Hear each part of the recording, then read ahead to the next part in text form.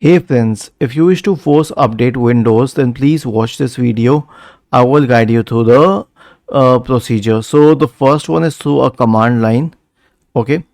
Search for command prompt in the Windows search bar and click on run as administrator. Now use this command line here. WUAUCLT.exe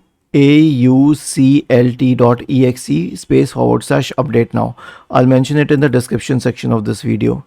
Just hit enter and the system will start updating. You won't see it because it's happening in the background. The second one is through the Microsoft Update Catalog. So search for Microsoft Update Catalog in the Bing search bar or the Google search bar. Go to catalog.update.microsoft.com and then type the latest month and year, which is in my case June/2024. Wait. 06/2024 and hit enter.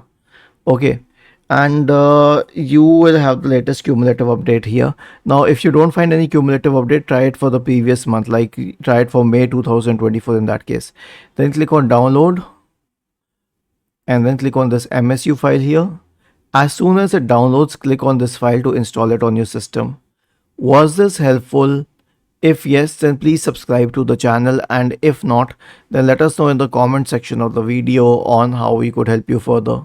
Thank you for watching this video and have a nice day.